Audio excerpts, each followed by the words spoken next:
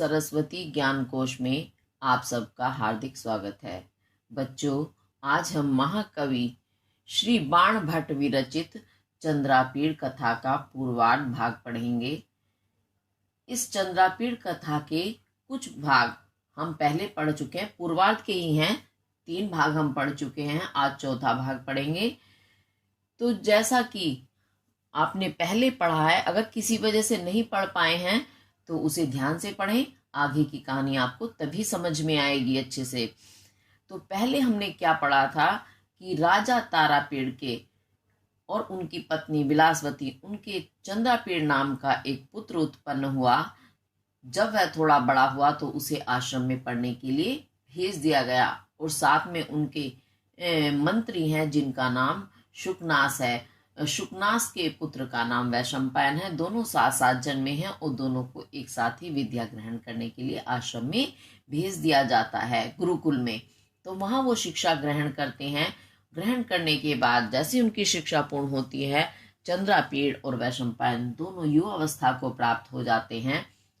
उनकी शिक्षा पूर्ण होने पर राजा तारापीड़ अपने पुत्र को लेने के लिए अपने सेनापति वलाहक को भेजते हैं, और साथ में उनके लिए एक इंद्रायुध नाम का घोड़ा भी भेजते हैं उपहार स्वरूप।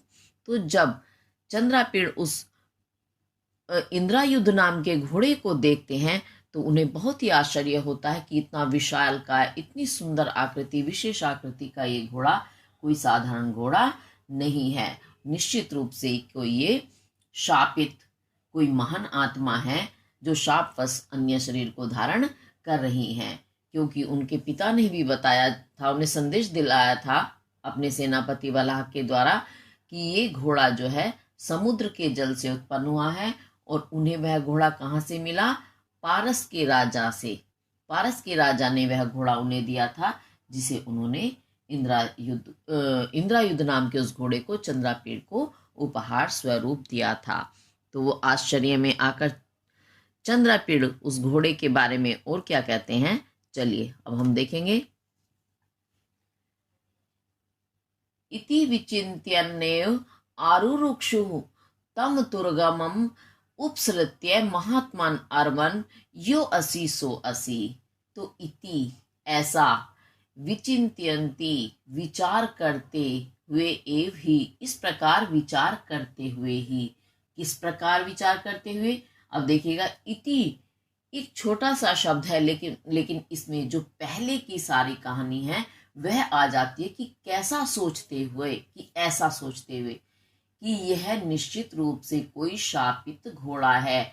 देवता भी शाप के वश कोई अन्य शरीर धारण करते हैं, उसी प्रकार मुझे ऐसा आभास होता है, या मेरा मन ये कह रहा है कि निश्चित रूप से ये घोड़ा शापित है। शाप के कारण इसने घोड़े का शरीर धारण किया हुआ है। इति ऐसा, विचिन्त्यन्त्येव विचार करते हुए, आरुरुक्षुः आरुरुक्षु आरूढ़ होने के, इच्छुक कहाँ आरूढ़ होने के? आरूढ़ अर्थात चढ़ना, चढ़ना यानी सवारी करना, सवारी करने के इच्छुक। तम उस, तुरंगमम तुरंग पर, तुरंग घोड़े को कहते हैं, तो तुरंग पर, घोड़े पर, उपसृत्य समीप जाकर। कौन? चंद्रापीड़।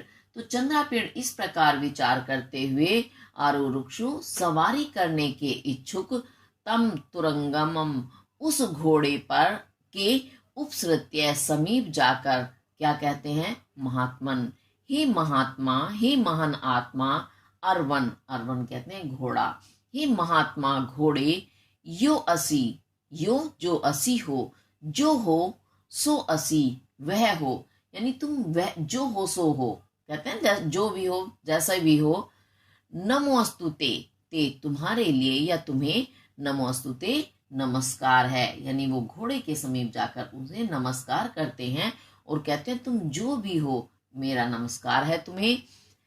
मशनियोयम आहरण अतिक्रमः इति आमंत्रयाम बभू। तो मर्शनिया, मर्शन करने योग्य, भुला देने योग्य है, अयम यह, आरोहण, आरोहण यानी चढ़ने का, अतिक्रम जो अपराध है, इति ऐसा, ऐसा कह करके आमंत्र्याम बभू, उसे आमंत्रण देते हैं। किसे? घोड़े को, यानी उसे प्रणाम करते हैं पहले इंद्रायुध घोड़े को, और उसके बाद उससे कहते हैं कि मेरा जो ये सवारी करने का अपराध है ये आपके द्वारा क्षमा करने योग्य है, क्योंकि जब आप अश्व रूप में आए हैं निश्चित रूप से सवारी तो आपकी होनी ही है। तो ऐसा कहकर उन्हें, उस घोड़े को वो आमंत्रित करते हैं सवारी के लिए। विदिताभिप्राय इव सहा इंद्रायुधः तम त्र्यक चक्षुषा विलोक्य हिषारवम अकरोत। तो विदित, जानकर, अभिप्राय यानी अभिप्राय जानकर कि ऐसा लगता है कि वो जान गए कि ये चंद्रापीड़ मुझसे क्या कह रहा है, तो उसके अभिप्राय को विदित जान करके इव मानो यानी अभिप्राय को जानते हुए से सहा, उस इंद्रायुध ने तम, उसे त्रियग चक्षुषा, त्रियग कहते हैं टेढ़े तिरछे, चक्षुषा नेत्रों से, विलोक्य देख कर, हिषा रवम, हिष की आवाज, हिष यानी हिनहिनाने का, रवम आवाज को, अकरोत किया। तो इंद्रायुध ने भी मानो उसके अभिप्राय को जान लिया, चंद्रापीड़ का अभिप्राय यानी आशय क्या ये चाहता है, ऐसा जान करके मानो तिरछी नजर से उसे देखा। उसे किसे? चंद्रापीड़ को। और चंद्रापीड़ को तिरछी नजर से देखकर उसने हिनहिनाने की आवाज की। और उसके बाद क्या हुआ? अथानेन मधुर हेशितेन दत्ताभ्य अनुज्ञा इव इंद्रायुद्धम आरुह्य चंद्रापीड़ा तुर्गांतरारूढ़ेन वैशंपायनेन अनुगम्यमानः प्रस्थाय सकौतूहलै नागरलोकैः प्रणम्यमानः राजगृह द्वारम आसाध्य तुर्गात अवततार।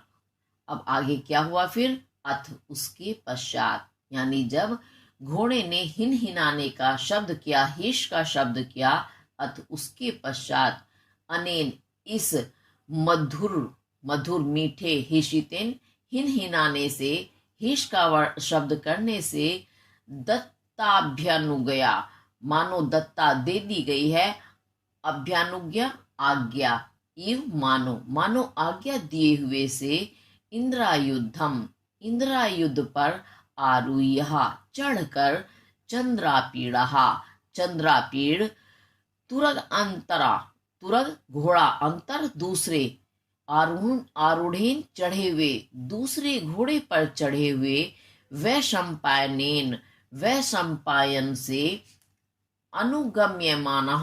अनुगमन किए जाते हुए, प्रस्थान करते हुए, सकौतूहलहि, सा सहित, कौतूहल कहते हैं जिज्ञासा के साथ, नागर लोकहि, नगर के जो लोग थे, नागरिक लोगों के द्वारा, प्रणम्यमानः प्रणाम किए जाते हुए, राजगृह द्वारम राजघर के यानी राजमहल के, द्वारम दरवाजे पर, आसाध्य पहुंचकर, तुरग से घोड़े से, अवततार उतर गया। अब मैं आपको इस बात को अपने शब्दों में बता देती हूँ, क्योंकि थोड़ा लंबा वाक्य था तो आपको समझने में कुछ दिक्कत आ रही होगी शायद, तो मेरे शब्दों में समझ लें। उसके पश्चात यानी ऐसा लगा कि घोड़े ने भी हिनहिनाना का शब्द करके चंद्रापीड़ को सवारी करने की मानो आज्ञा दे दी है, ऐसा महसूस हुआ। किसको? चंद्रापीड़ को। तो चंद्रापीड़ ने भी मानो आज्ञा लेकर के उस घोड़े पर चढ़ गया, और दूसरे घोड़े पर, क्योंकि दोनों ही की, वैशंपायन और चंद्रापीड़ दोनों की शिक्षा साथ साथ हुई है, तो दोनों ही नगर के लिए वापस जा रहे हैं। तो चंद्रापीड़ तो अपने इंद्रायुध घोड़े पर सवार हो गए, और वैशंपायन दूसरे घोड़े पर चढ़कर, और अनुगमन किए जाते हुए यानी पीछे पीछे, चंद्रापीड़ आगे हैं, अनु का होता है पीछे, गमन चलते हुए, चंद्रापीड़ के पीछे चल रहे हैं वैशंपायन। इस प्रकार प्रस्थान करते हुए वहां के नगरवासी, जब वो नगर में पहुंचे तो नगर के लोग जो हैं बड़े ही जिज्ञासु हो रहे हैं, सकौतूहल यानी कौतूहल के साथ, जिज्ञासा के साथ, क्योंकि उनके राजकुमार युवावस्था को प्राप्त होने के पश्चात पहली बार नगर में आ रहे हैं। इसी कारण सभी उत्सुक हैं, सभी जिज्ञासु हैं, उन्हें देखना चाहते हैं। और जब वो देख रहे हैं तो उन्हें इतना सुंदर सलोना जब अपना राजकुमार दिखाई देता है तो वे प्रसन्न हो जाते हैं और उन्हें प्रणाम करते हैं। और प्रणाम को स्वीकार करते हुए चंद्रापीड़ राजगृह, राजगृह क्या होगा, महल, महल के द्वार पर पहुंच जाते हैं और पहुंचकर अपने घोड़े से उतर जाते हैं। ये वाक्य का अर्थ है। वैसे तो आप जब अपने कॉपी में काम करेंगे, परीक्षा में काम करेंगे, तो आपको अनुवाद ही करना होगा, लेकिन मैंने अपने शब्दों में इसलिए आपको बताया ताकि आपको कहानी अच्छे से समझ आ जाए। चलिए तो इस लाइन को एक बार फिर से देख लेते हैं। अथ उसके पश्चात अनेन, इस मधुर हेशितेन, मधुर हिनहिनाने से, दत्याभ्यनुज्ञा, दी हुई अनुज्ञा, आज्ञा वाले युव से, इंद्रायुद्धम, इंद्रायुद्ध पर आरूह्य, चढ़कर, चंद्रापीड़ा, चंद्रापीड़, तुरग अंतरारूढ़ेन, दूसरे अंतरा, दूसरे तुरग घोड़े पर आरूढ़ेन, चढ़े हुए, वैशंपायनेन, वैशंपायन के द्वारा, अनुगम्यमानः, अनुगमन किए जाते हुए अर्थात पीछे चलते हुए, प्रस्थाय, पहुंच करके, सकौतूहलई, बड़ी जिज्ञासा के साथ, कुतूहल के साथ, नागर लोकही, नगर के लोगों के द्वारा, प्रणम्यमानः, प्रणाम किए जाते हुए, राजगृह द्वारम आसाद्य, राजगृह के द्वार पर, दरवाजे पर, आसाध्य पहुंचकर, तुरगात अवतार, घोड़े से उतर गया। अब उसके बाद आगे क्या होता है देखते हैं। अवतीर्य च करतले करे, वैशंपायनम अवलंब्य, सविनयम पुरः प्रस्थितेन, वलाहकेन उपदिश्यमान मार्गः, सप्त कक्षांतराणि अतिक्रम्य, हंसुधले शयनतले निषणम पितरम अपश्यत। तो अवतीर्य, उतर कर, च और उतर कर, कहां से, घोड़े से, घोड़े से उतर कर, करतले करे, करतल कहते हैं हथेली, कर हाथ, यानी हथेली में, हथेली से या हाथ से, वैशंपायनम अवलंब्य, वैशंपायन का अवलंब्य सहारा लेकर, सविनयम, विनय, विनम्रता के साथ, सहित विनम्रता के साथ, पुरा प्रस्थितेन, पुर की ओर यानी अंतःपुर या महल की ओर, प्रस्थितेन प्रस्थान करते हुए, वलाहकेन, वलाहक के द्वारा, उपदिश्यमान, उपदिष्ट किए जाते हुए, बताए जाते हुए, मार्गः, मार्ग वाला, सप्त कक्षांतराणी, सप्त सात, कक्ष, कक्षों के, अंतराणी अंतर को यानी 7 कक्षों को, अतिक्रम्य पार करके, हंस ध्वले, हंस के समान ध्वले, सफेद, शयन तले, शयन तल पर, शैया पर, निषणम बैठे हुए, पितरम पिता को अपश्यत देखा। तो उसके बाद क्या हुआ कि वह घोड़े से उतर गया और उतर करके अपनी हथेली से, हाथ से, वैशंपायन का सहारा लेकर के सबको विनम्रता के साथ स्वागत करते हुए, विनम्रता प्रदर्शित करते हुए, महल की ओर प्रस्थान करते हुए और वलाहक के द्वारा मार्ग दिखाए जाते हुए, क्योंकि वो अनजान है, अभी बचपन के बाद वो पहली बार युवावस्था में इतने समय बाद अपने महल में लौट रहे हैं, तो वलाहक जो सेनापति उन्हें गुरुकुल से लेकर आए हैं वो उन्हें रास्ता दिखा रहे हैं। तो ऐसे मार्ग दिखाए जाते हुए 7 कक्षों को पार करके, यानी 7 कक्ष थे जिन्हें पार किया, कक्ष यानी जैसे कमरा इत्यादि होते हैं, तो उन्हें पार करके, श्वेत, श्वेत यानी सफेद, कैसा, हंस के समान, हंस आपने देखे होंगे कितने श्वेत होते हैं, तो हंस के समान सफेद शैया पर बैठे हुए अपने पिता तारापीड़ को चंद्रापीड़ ने देखा। अब ये आपका गद्यांश पूरा हुआ। आगे देखते हैं। दृष्ट्वा चैतम अति अवनतेन शिरसा प्रणाम, दृष्टवा च और दृष्टवा देखकर, किसको? पिता को, और पिता को देखकर तम उसे, उसे यानी पिता को, अति दूर बहुत ही दूर से, अवनतेन, अवनत कहते हैं झुके हुए, शिरसा सिर से, प्रणाम प्रणाम किया। फिर चंद्रापीड़ ने बहुत दूर से ही सिर झुकाकर अपने पिता को प्रणाम किया। तारापीडस्तु तम एहि एहि इत्य अभिदधानः दूराद एव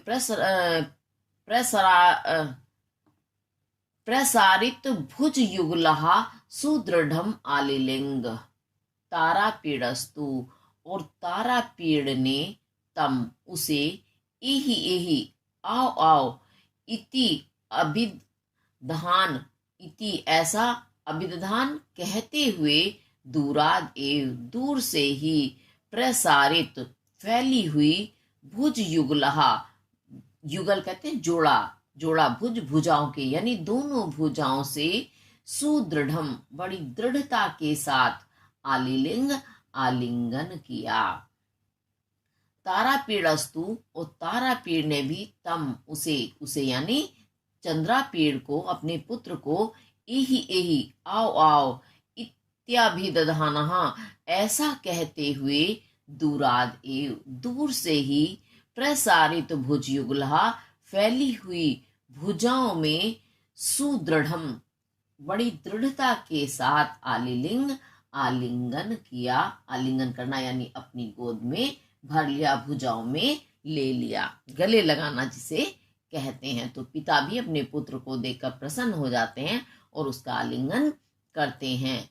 आलिंगगतो उन्मुक्तश्च तारापीड़ः पितु चरण समीपे क्षितितल एव निषसाद। आलिंगगत, आलिंगन में गए हुए, उन्मुक्तश्च च और उन्मुक्त, छूटे हुए, उन्मुक्त हुए, यानी आलिंगन किया फिर छोड़ दिया। चंद्रापीड़ः, चंद्रापीड़, पितुः चरण समीपे, पिता के चरणों के समीप ही, क्षितितल एव, क्षिति कहते हैं पृथ्वी तल, पृथ्वी तल पर एव ही, निषसाद बैठ गया।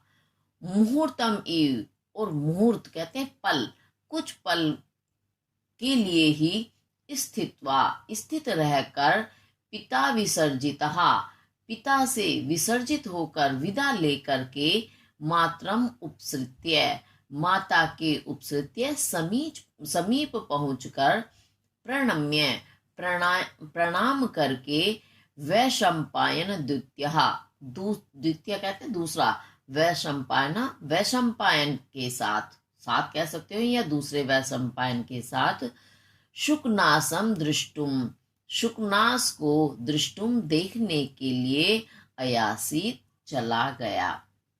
फिर क्या हुआ? कुछ पल तो तारापीड़ के पास चंद्रापीड़ रुका, अपने पिता के पास। उसके बाद पिता से विदा लेकर वह माता के समीप गया और वहां उसने अपनी मां को प्रणाम किया। प्रणाम करने के पश्चात वैशंपायन के साथ, वह वैशंपायन के पिता हैं शुकनास, उनको देखने के लिए चला गया। द्वार देश एवं अवस्थाप्य तुरंगमम उपदर्शित विनयः प्रविश्य भवनम दूरा अवनतेन मोलिना शुकनासम वंदे। द्वार देशम एव, द्वार देश पर ही, यानी द्वार के देश पर ही, स्थान पर ही, यानी दरवाजे पर, एव ही, अवस्थाप्य स्थित होकर, क्या? तुरंगमम घोड़े को, यानी घोड़े को दरवाजे पर ही स्थित करके, उपदर्शित विनयः, और विनय विनम्रता को, उपदर्शिता दर्शित करते हुए, प्रकट करते हुए, प्रविश्य प्रवेश करके, भवनम भवन में, भवन में प्रवेश करके, दूरा दूर से ही, अवनतेन झुकाए हुए, मोलिना सिर से, मोली सिर को कहते हैं, सिर से, शुकनासम शुकनास की, वंदे वंदना की, वंदना करना अर्थात प्रणाम इत्यादि करना। तो फिर क्या क्या, वो द्वार देश पर ही, यानी दरवाजे पर ही, चंद्रापीड़ ने अपने घोड़े को रोक दिया और उसके बाद विनम्रता दिखाते हुए महल में प्रवेश किया, बड़ी विनम्रता के साथ, और दूर से ही सिर झुकाकर शुकनास को प्रणाम किया, उनकी वंदना की। शुकनासहा, और शुकनास ने ससंभ्रमम, बड़ी संभ्रता के साथ, बड़े क्या कहना चाहिए, जैसे सहसा अचानक से कोई आता है तो एकदम प्रसन्नता के साथ वो सहसा अचानक से उत्थाय, उठकर, गाढ़म, गाढ़, बहुत गहन, आलिलिंग, आलिंगन किया, यानी कसकर अपनी भुजाओं में भर लिया। गाढ़ से मतलब होता गहरा, गाढ़ा, यानी दृढ़ता से, मजबूती से आलिंगन कर लिया। अथ उसके पश्चात, यानी आलिंगन करने के बाद तेन स बहुमानम आशीर्विभी अभिनंद्य विसर्जितः स्वभर्णम आजगाम। अथ उसके पश्चात तेन उनके सबहुमानम, बहुत मानित होते हुए, बहुत सम्मानित होते हुए, आशीर्वादों से, अभिनंदन किया जाता हुआ, विसर्जितः विदा लेकर, स्वभवनम, अपने भवन में, आजगाम, आ गया। उसके बाद क्या हुआ, जब शुकनास ने उसको अपने गले लगाया, अपनी भुजाओं में भर लिया, उसके बाद उन्होंने बहुत ही सम्मान के साथ सम्मानदायक आशीर्वाद दिए चंद्रापीड़ को, शुकनास ने, और उनका अभिवादन किया। उसके पश्चात विदा लेकर के शुकनास से चंद्रापीड़ अपने भवन में आ गया। तत्र स्नादिकः क्रियाः कृत्वा तम दिवसम अत्यवाहयत। तत्र वहां यानी अपने भवन में, स्नान आदि कहा, स्नान इत्यादि, क्रिया कृत्वा, क्रियाओं को, कृत्वा करके, तम उस दिवसम, दिन को, अत्यावाहयत, बिताया। फिर वो अपने महल में आने के बाद स्नान आदि क्रियाएं उन्होंने पूर्ण की, और वहां उसके बाद पूरे दिन को उन्होंने अपने महल में ही बिता दिया। आपको ये वैसे समझ आ जाना चाहिए, मेरा प्रयास यही है कि आपको अच्छे से समझ में आए, लेकिन अगर किसी वजह से समझ नहीं आता है तो आप कमेंट करके पूछ सकते हैं। चलिए तो अब आगे चलते हैं। फिर क्या हुआ,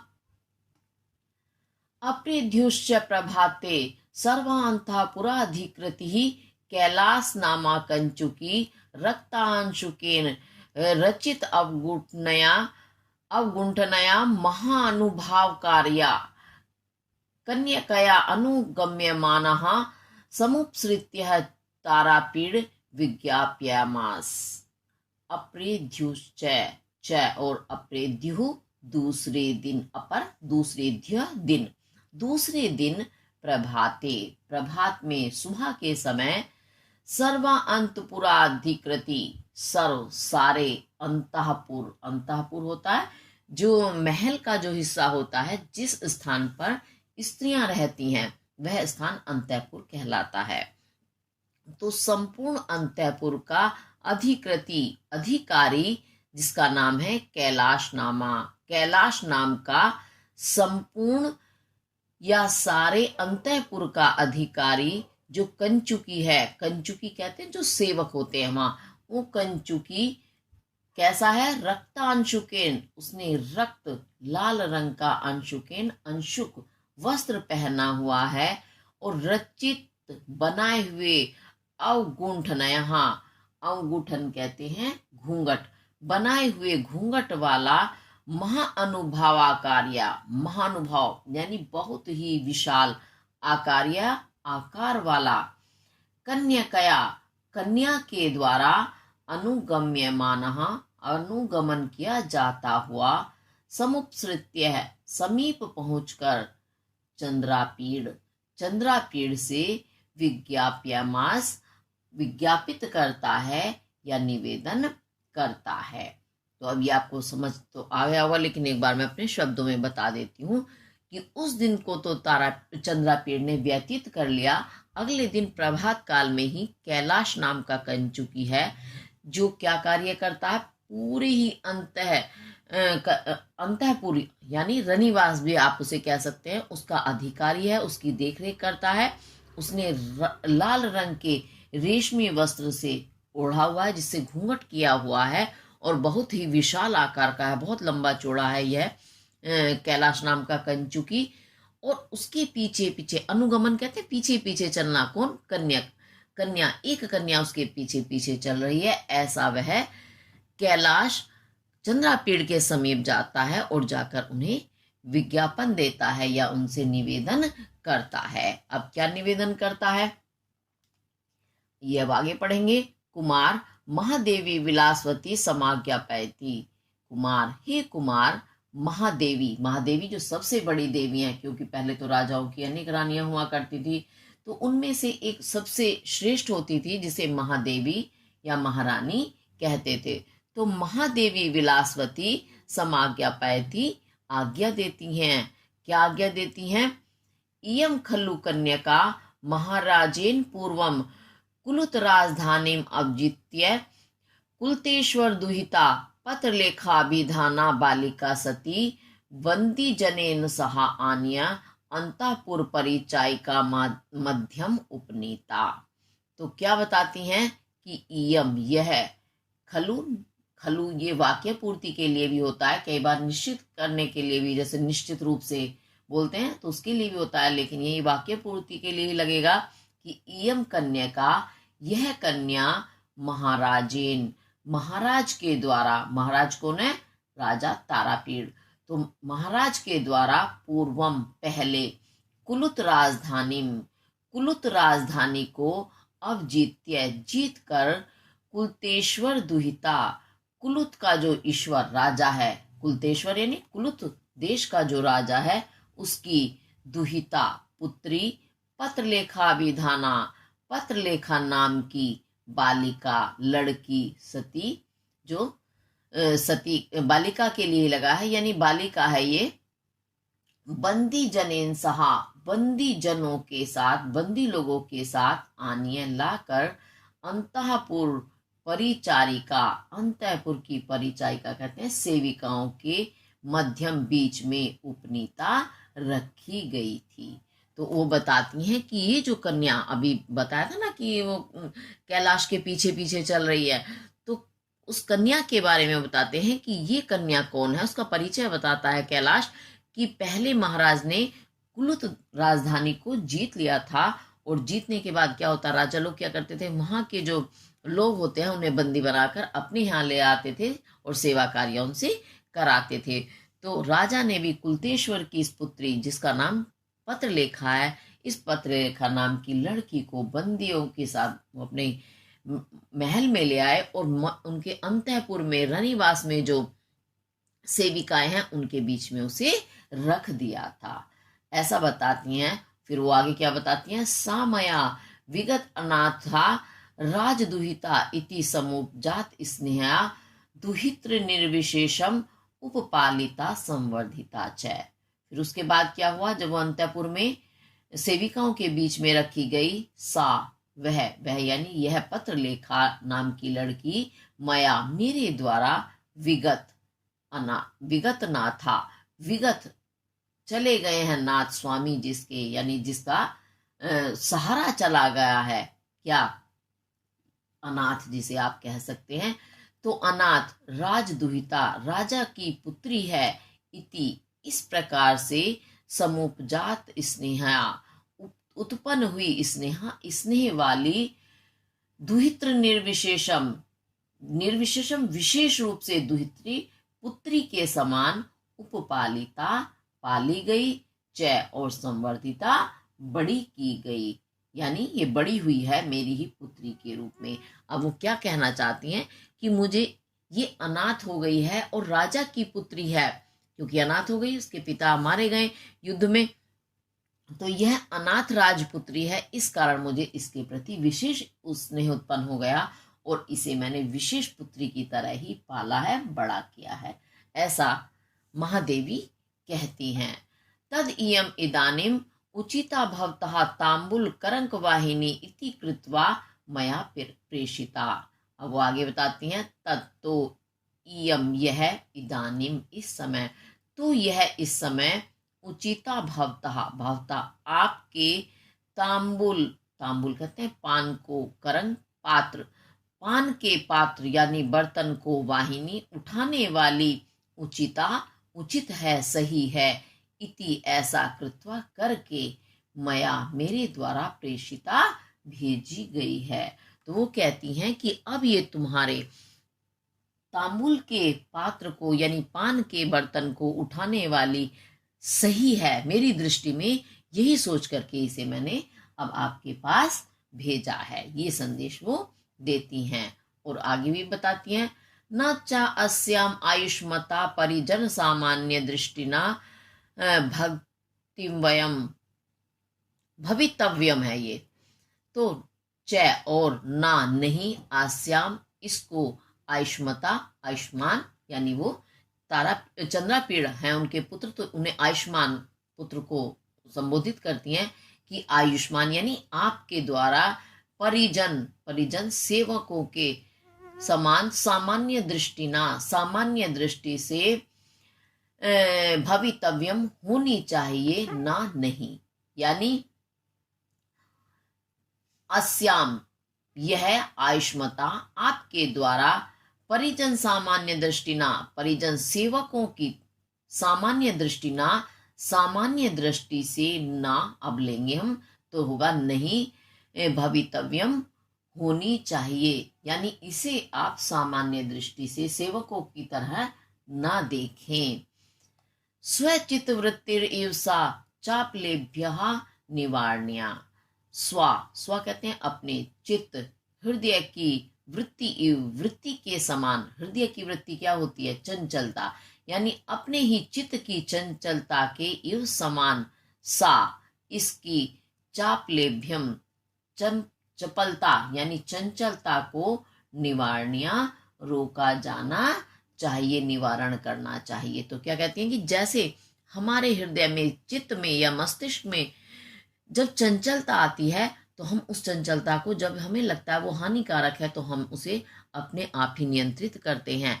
तो उसी प्रकार जैसे अपने हृदय की चंचलता को आप नियंत्रित करते हैं, उसी प्रकार इसकी चपलता या चंचलता को भी आपको रोकना होगा, ऐसा वो समझाती हैं। ये नहीं कि चंचलता कर रही है और गलत है तो आप उसे कुछ ना कहें, नहीं, उसे रोकना है, लेकिन विशेष रूप से अपने हृदय को जैसे हम तहजीब के साथ रोकते हैं, उसी तरह से शिष्य दृष्टव्या और शिष्या के इव समान दृष्टव्या देखना चाहिए, यानी तुम इसे अपनी शिष्या समझो। अविदित शीलश्च आस्या कुमारा इति संदिश्यते।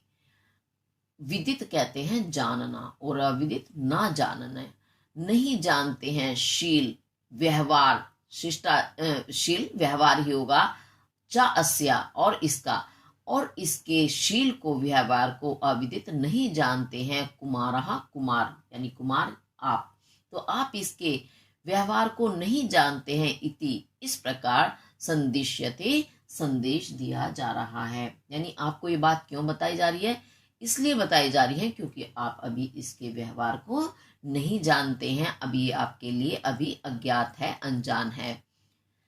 और सर्वथा तथा प्रयतितव्यम यथेयम अतिचिरम उचिता परिचारिका ते भक्ति। तथा और सर्वथा सब प्रकार से, पूरी तरह से, प्रयतितव्यम प्रयास किया जाना चाहिए, यथेयम यथा जिससे, इयम यह, अति चिरम चिर कहते हैं लंबा, और अति बहुत ही लंबे समय तक, उचिता उचित सही, परिचारिका सेविका ते तुम्हारी भक्ति हो।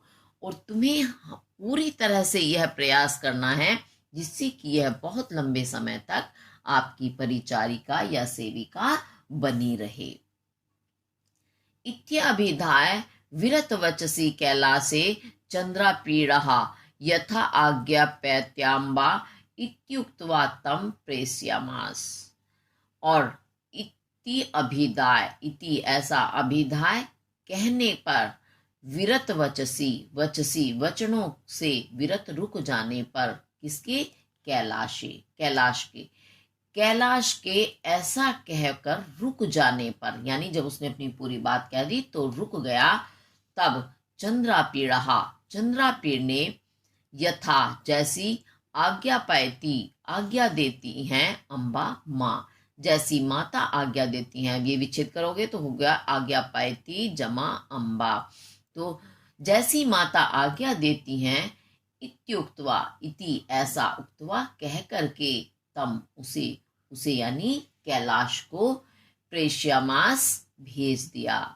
पत्र लेखा तू तथा प्रभृति समुपजात सेवा रसा सर्वदा राजसूनुः पार्श्वम न मुमोच। पत्र लेखा तू, और पत्र लेखा ने तो, ततः प्रभृति तब से लेकर, समुपजात उत्पन्न हुई, सेवा रसहा सेवा के रस, रस क्या होता है आनंद, यानी सेवा करने के आनंद से युक्त होकर, सर्वदा हमेशा, राज सुनो, राज राजा का सून कहते हैं पुत्र, राजा के पुत्र के पार्श्वम समीपता को, ना मुमोच नहीं मुमोच छोड़ा। तो तथा पत्र लेखा तू, और पत्र लेखा ने भी, तथा प्रभृति तब से लेकर, समुपजात रस सेवा रसा सेवा के आनंद से उत्पन्न, नहीं सेवा से उत्पन्न आनंद को, आनंद से युक्त होकर, सर्वदा हमेशा, राजसूनुः राजा के पुत्र के, पार्श्वम पार्श्व को, पार्श्व कहते हैं समीपता को, नजदीकी को, नामुमोच नहीं छोड़ा, यानी वह हमेशा, उसे सेवा करने में इतना आनंद आने लगा कि वह हमेशा फिर चंद्रापीड़ के नजदीक ही रहने लगी, उनसे अलग नहीं हुई। ये इसका भी आपका गद्यांश पूरा हुआ। अच्छे से इसे समझे करें, अगर समझ ना आए तो कमेंट करके मुझसे जरूर पूछें। चलिए अब आगे देखते हैं फिर क्या हुआ। एवं समतिक्रमात्सु केषुचित् दिवसेषु राजा चंद्रापीडस्य युवराज्याभिषेकं चिकीर्षुः प्रतिहारान् उपकरण संभार संग्रहणार्थम आदिदेश। एवं इस प्रकार अपने महल में हंसी खुशी से रहते हुए, समतिक्रामत्सु समय को व्यतीत करते हुए, इसमें बोलेंगे हम समति क्रामत्सु व्यतीत करते हुए, केषुचित् कुछ, दिवसेषु दिनों के, इस प्रकार कुछ दिनों के व्यतीत होने पर, राजा यानी तारापीड़ ने, चंद्रापीडस्य चंद्रापीड़ का, युवराज्याभिषेकम युवराज का अभिषेक, चिकीर्षु करने की इच्छा से, प्रतिहारों को, जो वहां सेवक इत्यादि थे उनको, उपकरण संभार जो संभार के मांगलिक उपकरण साधन थे, सामान थे, उन्हें संग्रहणार्थम, संग्रह कहते हैं इकट्ठा करना, इकट्ठा करने के अर्थम लिए, आदेश दिया। यानी अब तारापीड़ को विचार आया, जब कुछ समय व्यतीत हो गया, कुछ दिन बीत गए, कि अब चंद्रापीड़ का युवराज अभिषेक किया जाए, यानी उसे युवराज के पद पर बैठाया जाए। इस इच्छा से उसने प्रतिहारों को, जो सेवक थे उनको, जो सामग्री की आवश्यकता होती है, जो सामान चाहिए होता है, उसे इकट्ठा करने का आदेश दिया। कौन सा सामान इकट्ठा करना? जो राज्याभिषेक में चाहिए होता है। अथ संपादितेषु सर्वोपकरणेषु प्रोधसा राज्याभिषेक मंगलानि अशेषाणि निर्वृत्य नरपति शुकनासेन सह स्वयं उत्क्षिप्त मंगल कलशः सर्वेभ्यः तीर्थेभ्यः समाहृतेन मंत्रपूतेन वारिणा सुतम अभिषिषेच। फिर उसके बाद क्या हुआ? अथ उसके पश्चात, किसके पश्चात?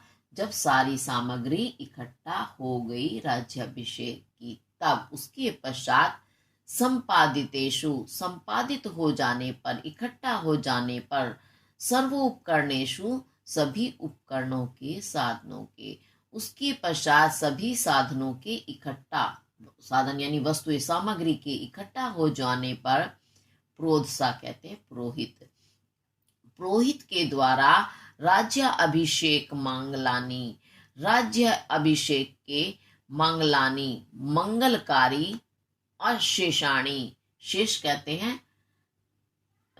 शेष बचे हुए और अशेषाणी जिसमें शेष कुछ बचा हुआ ना हो, अर्थात संपूर्ण। निवृत्त्य, निवृत्त्य पूर्ण करके। नृपति ही, नृपति कहते हैं राजा को। राजा ने शुकनासेन सहा, शुकनास के साथ स्वयं अपने आप उत्क्षिप्त उठा करके मंगल कलशहा, मंगल कलश को सर्वेभ्यः सभी तीर्थेभ्यः तीर्थों से समाहृतेन लाए हुए मंत्र पूतेन, मंत्रों से, पूतेन कहते हैं पूत पवित्र, वारिणा वारी से जल से, सुतम पुत्र का अभिषेच अभिषेक किया। अभी से एक बार मैं अपने शब्दों में बता देती हूँ। पुरोहित, पुरोहित कौन होते हैं? जो पूजा पाठ इत्यादि कराते हैं, उन्हें पुरोहित या प्रोत्सा कहते हैं। तो पुरोहितों ने जब सारी सामग्री इकट्ठी हो गई तो राज्याभिषेक के जितने भी मंगल कार्य होते हैं, संपूर्ण मंगल कार्यों को पूर्ण कर दिया। जब पुरोहित ने संपूर्ण कार्य पूर्ण कर दिए, तब राजा ने शुकनास के साथ स्वयं जो मंगल कलश था उसे उठाया। मंगल कलश में क्या था? कलश तो जानते हैं हम, घड़ा होता है, उसमें सभी तीर्थों से लाया हुआ जल था। और वो जल भी कैसा था? जो मंत्रों से पवित्र कर दिया गया था। ऐसे उस मंत्रों से पवित्र संपूर्ण तीर्थों से लाए गए उस मंगल कलश में जो जल था, उस जल से अपने पुत्र का अभिषेक किया। अभिषेक आप जानते हैं, यानी सिर से जल छोड़ते हैं, मंत्र पढ़े जाते हैं। तो एक तो हम स्नान करते हैं, साधारण स्नान कर लेते हैं, उसे अभिषेक नहीं कहेंगे। अभिषेक में होता है मंत्रों का उच्चारण भी होता है। और जैसा कि इसमें बताया भी गया है अभी कि सभी तीर्थों से लाकर मंत्रों से युक्त करके उस जल से अभिषेक किया जाता है। अभिषेक यानी इसके ऊपर स्नान कराना, राजकुमार के ऊपर सिर डालना, तो वो स्नान कराना। उसके साथ भी जब हम उस जल को डालते हैं तो मंत्रों का उच्चारण किया जाता है, वह अभिषेक कहलाता है।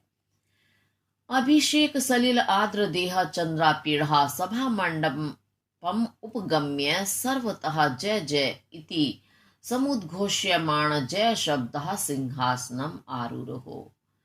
अभिषेक सलिल, अभिषेक के सलिल जल से आद्र गीले देह शरीर वाला, चंद्रापीढ़ा चंद्रापीड़, सभा मंडपम उपगम्य सभा मंडप में उपगम्य जाकर, सर्वतः सब ओर से, चारों ओर से, जय जय इति जय जय इति ऐसे, समुद्घोष्यमाण उद्घोषणा किए जाते हुए, जय शब्द जयकारी के शब्द से या जय शब्द से, सिंहासनम सिंहासन पर, आरूढ़ हो गया अर्थात चढ़ गया। अब ये एक बार मैं अपने शब्दों में बता दूं इस लाइन को आपको कि अभिषेक किया गया चंद्रापीड़ का, इस कारण जल, उस अभिषेक के जल से उसका पूरा शरीर गीला हो गया। तो जब वह प्रक्रिया की जा रही थी, पूजन पाठ किया जा रहा था, अभिषेक हो रहा था, तो एक विशेष स्थान पर किया जा रहा था।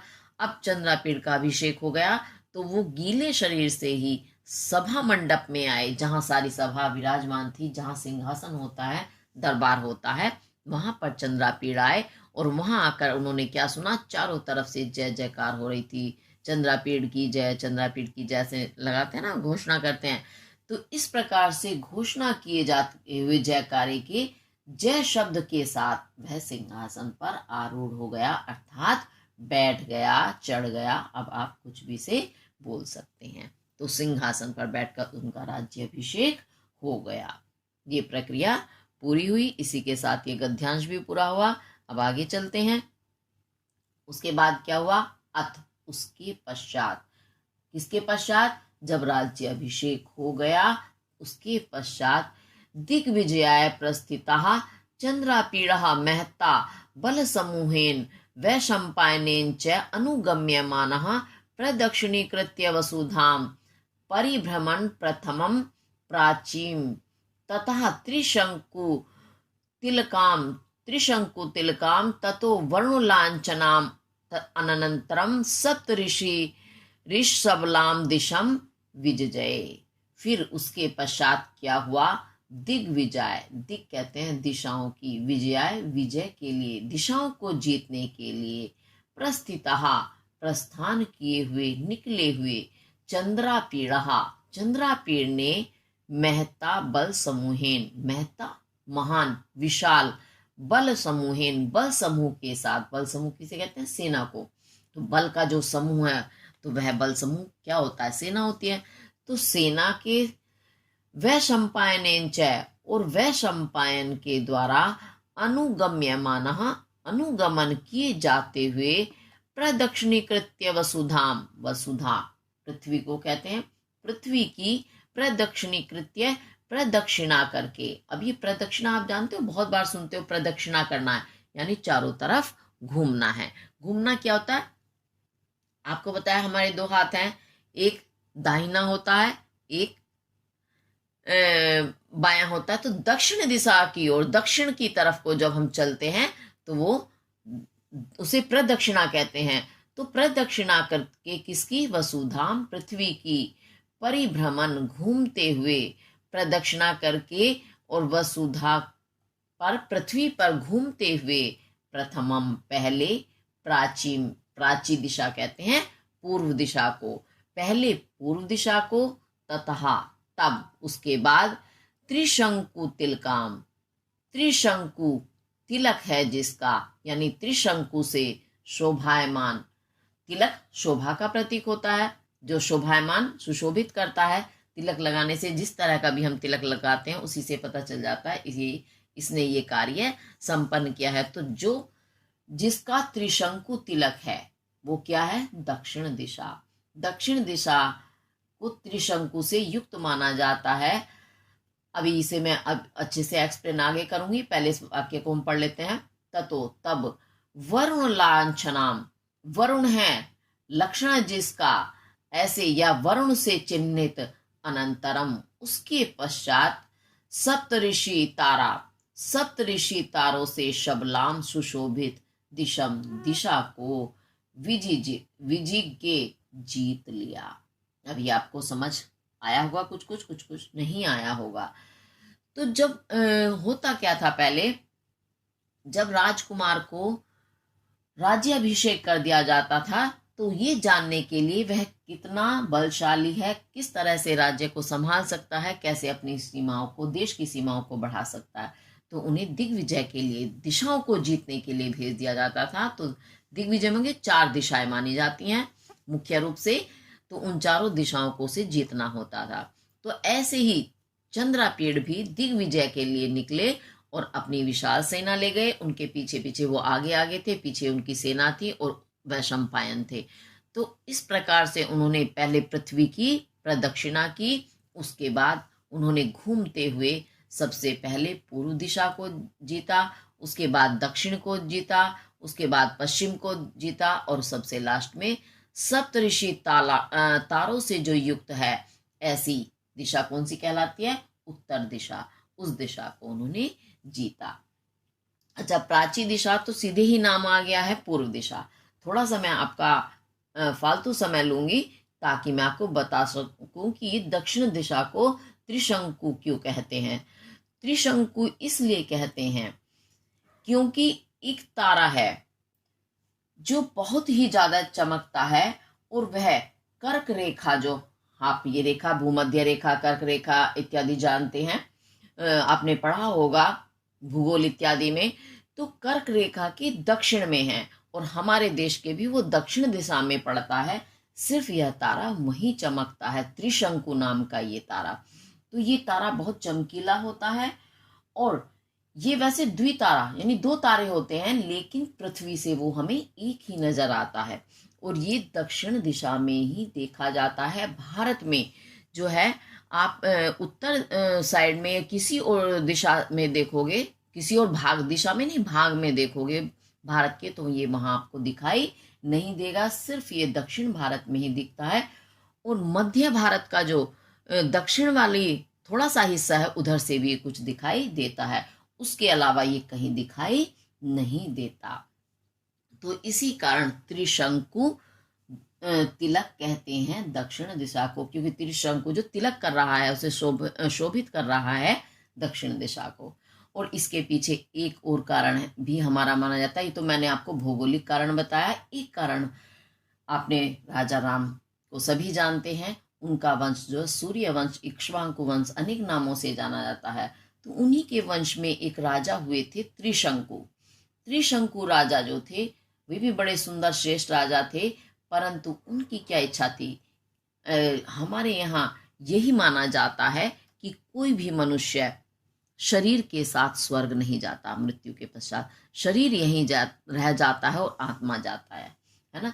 आत्मा जो है, हिंदी में आप आत्मा होती है बोलते हैं, लेकिन संस्कृत में आत्मा पुल्लिंग माना जाता है, तो इसीलिए मैं जाता बोल रही हूँ। तो सिर्फ आत्मा जाता है और शरीर पृथ्वी पर ही रह जाता है, यहीं उसको जिन 5 तत्वों से बनता है उसी में विलीन हो जाता है। तो त्रिशंकु की ये जो इच्छा थी कि सशरीर स्वर्ग जाने की, वो उन्होंने अपने उनके कुल गुरु थे वशिष्ठ, गुरु वशिष्ठ से कहा कि मेरी इच्छा ये है। तो गुरु वशिष्ठ ने कहा नहीं, मेरी ये सामर्थ्य नहीं है कि मैं कोई ऐसा अनर्थ कार्य करूं, क्योंकि जो नियम है वह नियम है। अब उसके बाद जो है त्रिशंकु परेशान है, उनकी तो यही इच्छा थी कि मुझे तो सशरीर ही जाना है। तो दक्षिण भारत में गुरु वशिष्ठ के पुत्र तपस्या कर रहे थे, वो उनके पास गए कि तुम्हारे पिता ने तो मना कर दिया, क्योंकि उनके कुल गुरु हैं वो, इसी कारण वो उन्हीं के ही पुत्रों के पास गए कि आप मेरा ये कार्य संपन्न करें। उनके पुत्रों को बहुत क्रोध आया कि आप हमें हमारे पिता की विरुद्ध काम करने के लिए कह रहे हैं। तो उन्होंने उन्हें शापित किया और उन्हें चांडाल का शाप दिया कि तुम चांडाल हो जाओ और चांडाल जैसा जीवन जियो। तो त्रिशंकु की सारी सुंदरता समाप्त हो गई, वो चांडाल बन गए, लेकिन उनकी जो इच्छा थी स्वर्ग जाने की वो समाप्त नहीं हुई। चांडाल रूप उन्हें मिल गया। उसके बाद वो महर्षि विश्वामित्र का नाम आपने सुना होगा, उनके पास जाते हैं और उनसे अनुनय विनय करते हैं कि हे देव, मुझे आप सशरीर स्वर्ग भेजिए। तो विश्वामित्र जो है उनकी बात मानते हैं, थोड़ा तप वप करके वो अपने तप के बल से उन्हें सशरीर स्वर्ग में भेज देते हैं। अब जब वो इंद्र जो है स्वर्ग के देवता हैं, वो देखते हैं सशरीर ये त्रिशंकु यहाँ आ गए हैं, तो उन्हें बहुत क्रोध आता है। तो सशरीर कोई स्वर्ग में जा ही नहीं सकता। दूसरे जो वशिष्ठ के पुत्र जिन्होंने उन्हें चांडाल होने का शाप दिया था, तो उन्हें यही कहा था कि तुम स्वर्ग नहीं जाओगे, यहीं पर ही ऐसे ही नरक भोगते रहोगे, दुख भोगते रहोगे।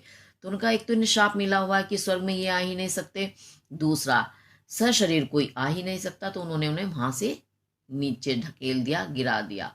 अब क्या हुआ, नीचे से तो विश्वामित्र जी का तप था जो उन्हें धरती पर नहीं आने दे रहा था, ऊपर से इंद्र का बल था जो उन्हें ऊपर नहीं जाने दे रहा था। त्रिशंकु बीच में ही अधर में ही लटक गए। तो अब क्या कर सकते थे, विश्वामित्र ने कहा कि नहीं, मैं अपनी बात पूरी करूंगा। उन्होंने देखा, देखो बीच में लटके हुए इंसान को कितना कष्ट होता है, तो उन्होंने वो दक्षिण दिशा में जहां वो लटके हुए थे वहीं पर ही स्वर्ग का निर्माण कर दिया। और ये हमारे शास्त्रों में ऐसा वर्णन है, तो वो वहीं पर उनके लिए स्वर्ग का निर्माण कर दिया। वही त्रिशंकु जो है आज उस त्रिशंकु तारे के नाम से जाने जाते हैं और बड़े ही प्रकाशमान हैं, उज्जवल हैं। तो 2 कारण ये बताए जाते हैं, तो इस कारण दक्षिण दिशा को त्रिशंकु दिशा भी कहते हैं। बहुत ही महत्वपूर्ण जानकारी है ये, आसानी से इधर उधर हमें नहीं मिलती। तो उसके बाद उन्होंने वरुण लांछन, अब वरुण का जो लक्षण है, जैसा कि हमारे हिंदुओं के शास्त्र हैं उसमें एक वास्तुशास्त्र है जिसमें बताया गया है कि हर दिशा के एक अलग देवता होते हैं। तो जो हमारी पश्चिम दिशा है उसके देवता वरुण देवता हैं, जो जल के देवता माने जाते हैं। पृथ्वी पर जल की वर्षा करना, उसे रोकना, ये सब उन्हीं का ही कार्य है। और जहाँ वर्षा होती है वहाँ वह दिशा खूब फलती फूलती है, क्योंकि वर्षा का जल मिलता है धरती को, तो वहाँ खूब हरा भरा होता है, खूब अच्छी फसलें होती हैं। तो इसी कारण पश्चिम दिशा को वरुण से चिन्हित कहा गया है। तो जो वरुण से चिन्हित है, वरुण का जहाँ लक्षण है वो पश्चिम दिशा, यानी उसके बाद उन्होंने पश्चिम दिशा को, अनंतरम उसके पश्चात यानी इन तीनों दिशाओं के जीतने के बाद अंत में सप्तऋषि तारा, सप्त ऋषियों का जो तारा समूह है उससे शबलाम, शबल कहते हैं सुशोभित दिशम दिशा को विजिज्ञ जीत लिया।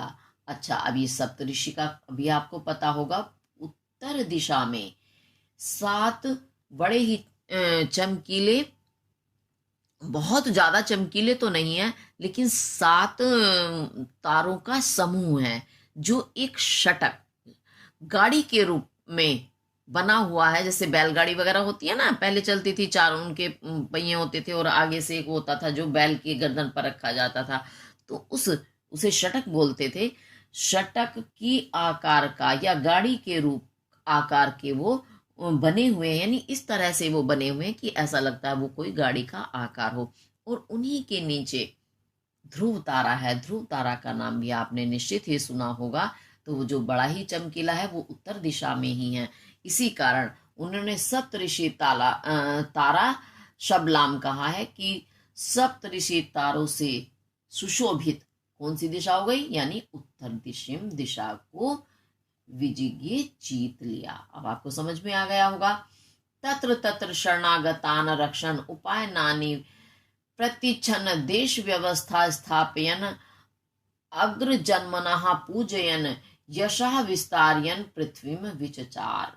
उसके बाद क्या हुआ, तत्र तत्र वहां वहां, यानी जहां जहां भी उन्होंने विजय हासिल की, वहां वहां शरणगतान शरणागतान, शरण में आगत आए हुए की रक्षण रक्षा करते हुए, यानी वहां के जो जो व्यक्ति भी उनकी शरण में आए उनकी रक्षा करते हुए, उपाय नानी यानी उपहारों को, प्रतिच्छन ग्रहण करते हुए, देश व्यवस्था स्थापयन देश की व्यवस्था को स्थापित करते हुए, अग्र जन्मनहा जन्मनहा जो जन्म से अग्रह अग्र हैं, अग्र यानी आगे, जो जन्म से सबसे आगे होते हैं, कौन होते हैं वो, ब्राह्मण माने जाते हैं। आपने पढ़ा होगा कि हिंदू समाज में जो वर्ण व्यवस्था है, ब्राह्मण क्षत्रिय वैश्य शूद्र, तो जन्म से सबसे पहले कौन आते हैं, ब्राह्मण। तो ब्राह्मणों की पूजा करते हुए, यशः विस्तारयन यश का विस्तार करते हुए, अपने यश को फैलाते हुए, पृथ्वी पर विचरण किया, यानी पृथ्वी पर घूमने लगे। अब ये वाक्य एक बार मैं अपने शब्दों में बता दूं। जहां जहां भी चंद्रापीड़ विजय हासिल करके गए, उनकी शरण में जो जो लोग आए उनकी उन्होंने रक्षा की, और उन लोगों ने, बहुत सारे लोगों ने उन्हें नए नए उपहार दिए। तो उन उपहारों को, जिन्हें आप गिफ्ट भी कहते हैं उपहारों को, उनको ग्रहण किया। और जिन देशों को जीता था उन देश की व्यवस्था भी तो करनी थी कि वो सही से व्यवस्था होगी तभी वो चल पाएंगे। तो उनकी व्यवस्था को स्थापित किया, बनाया, और जहां भी गए हर जगह उन्होंने ब्राह्मणों का पूजन किया। इस प्रकार अपने यश को फैलाते हुए वह पृथ्वी पर घूमने लगे। अब चलिए आगे चलते हैं। एवं क्रमेण अविचित सकल भुवन तलहा कदाचित किरातानाम निवास स्थानम स्वर्णपुरम पूर्व जल निदेह नाति विपृष्टः जित्वा जग्रहा। एवं इस प्रकार क्रमेण, क्रम से यानी एक के बाद एक, नियम से, अवजित सकल भुवन तलहा, सकल संपूर्ण भुवन तलहा पृथ्वी तल को अवजित जीत करके, कदाचित कभी, यानी उसके पश्चात, यानी संपूर्ण पृथ्वी तल को जीतने के बाद, कदाचित कभी, किराता नाम किरातों के निवास स्थान रहने के स्थान, जिसका नाम क्या है, स्वर्णपुरम। स्वर्णपुर जो कहाँ स्थित है, पूर्व जलनिधे, पूर्व में, पूर्व दिशा में जो जलनिधे, जल का निधि भंडार है। जल का भंडार क्या होता है, समुद्र, यानी पूर्वी समुद्र से नाति विपृष्ट, ना नहीं है, अति ज्यादा, विपृष्ट दूर, यानी पूर्वी समुद्र से जो ज्यादा दूर नहीं है, अर्थात पूर्वी समुद्र के समीप, स्वर्णपुर में को जीत कर, जग्रहा ग्रहण कर लिया या अपने अधिकार में ले लिया। उसके पश्चात क्रम से संपूर्ण पृथ्वी तल को जीतकर कभी किरातों के, किरात जानते हो, किरात एक जाति होती है जो वनों में निवास करती हैं, तो उसका नाम किरात होता है। तो किरातों के निवास स्थान जो समुद्री, जो पूर्वी समुद्र पर के समीप स्थित स्वर्णपुर को जीतकर जग्रहा ग्रहण कर लिया। तत्र च निज बलस्य विश्राम हेतु कतिपयान दिवसान अतिष्ठत।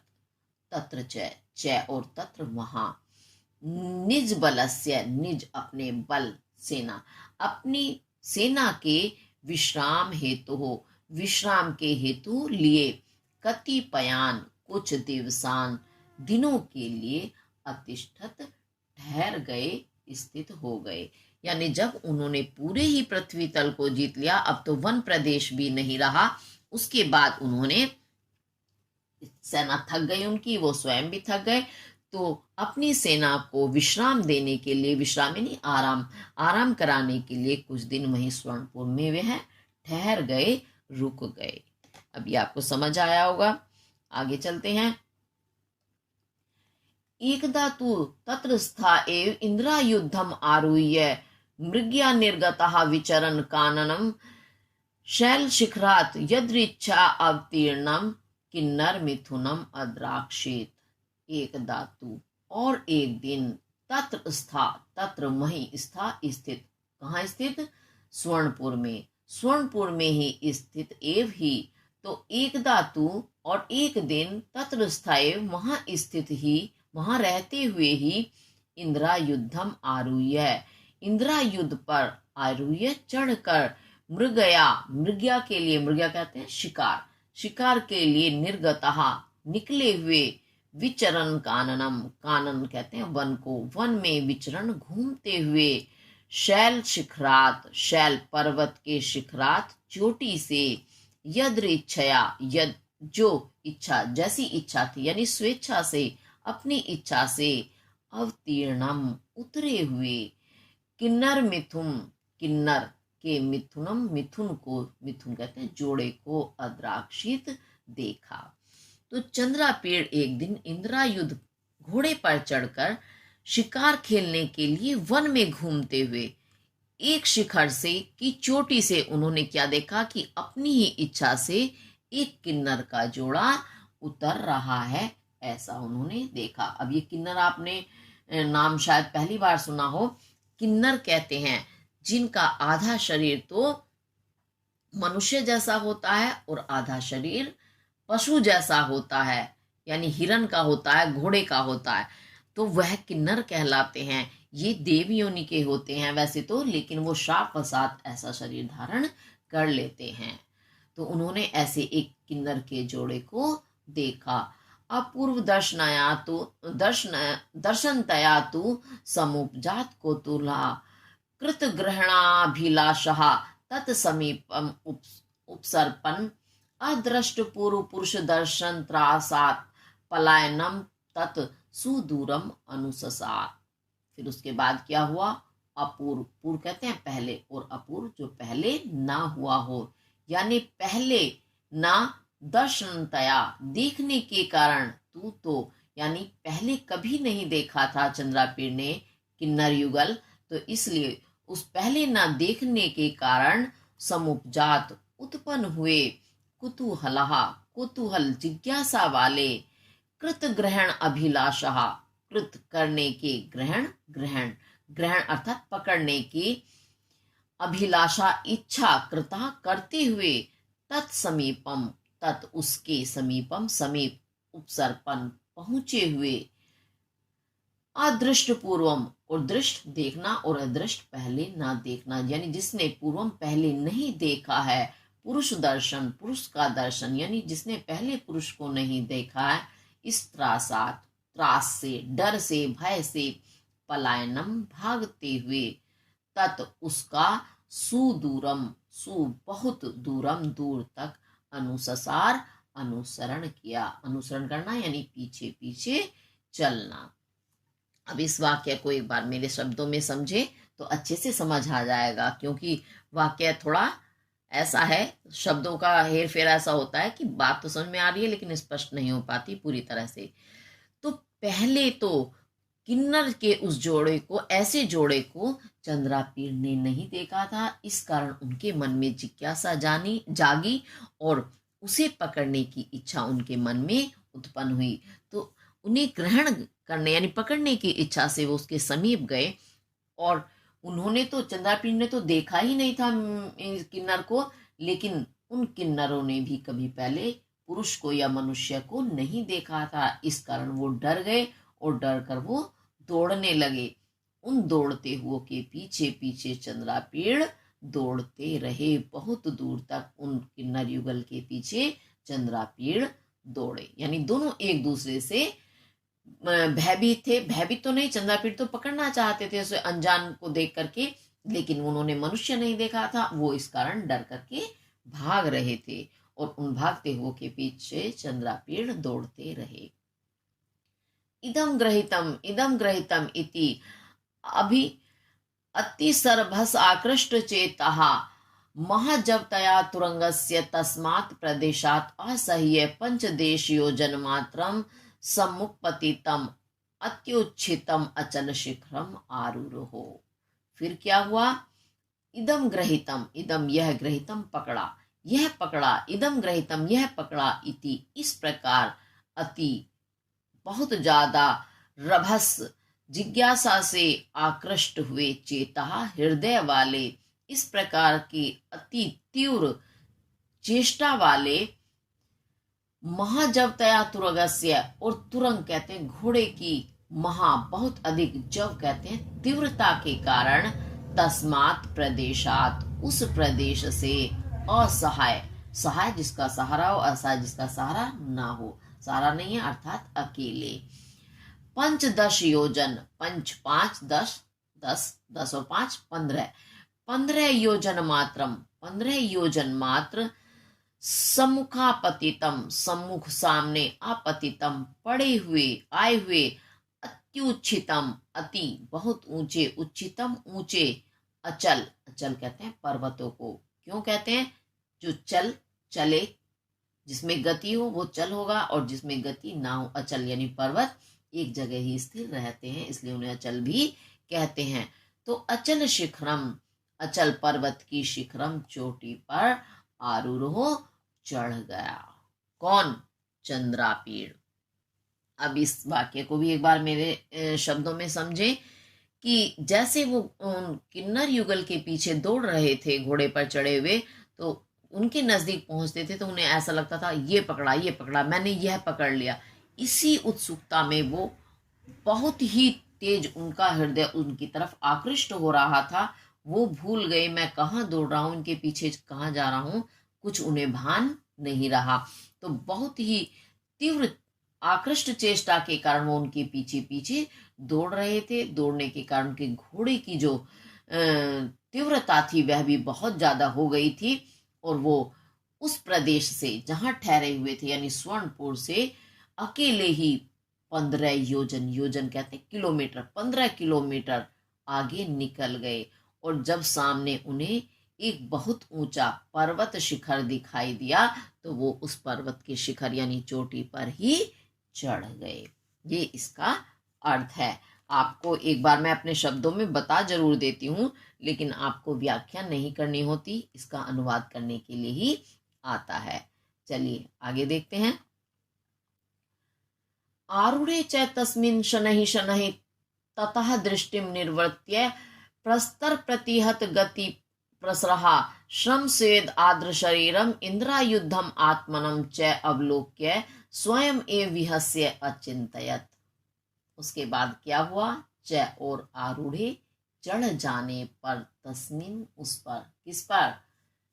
पर्वत की चोटी पर, उस ऊंचे पर्वत की चोटी पर चढ़ जाने पर, शनहि शनहि धीरे धीरे, ततः वहां से, दृष्टिम दृष्टि को, नजर को, निर्वर्त्य लोटा करके, प्रस्तर प्रतिहत, प्रस्तर कहते हैं पत्थरों से, प्रतिहत रोकी हुई, गति प्रसरहा गति के प्रसार वाले, यानी पत्थरों से रुकी हुई गति वाले, श्रम, श्रम यानी परिश्रम से, परिश्रम के, स्वेद, स्वेद कहते हैं पसीने को, पसीने से, आर्द्र गीले, शरीरम शरीर को, शरीर वाले, इंद्रायुद्धम इंद्रायुद्ध को, आत्मनम च और अपने को, अवलोक्य देख कर, स्वयं एव अपने आप ही, विहस्य हंसकर, अचिंतयत चिंतन करने लगा।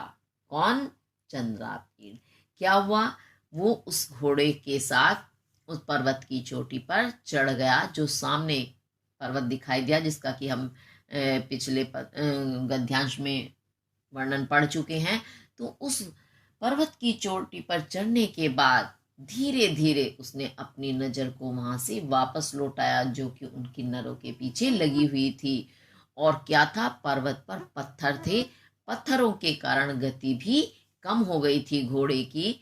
तो उन्होंने क्या देखा कि इतना परिश्रम करने से, सब पसीने से इंद्रायुध का पूरा शरीर भीग गया है। फिर उन्होंने खुद को देखा, क्योंकि वो भी दौड़ रहे थे, परिश्रम कर रहे थे।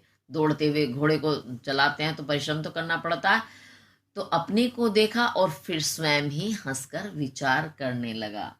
क्या विचार करने लगा, अब ये देखेंगे। बहुत सुंदर कहानी है ये।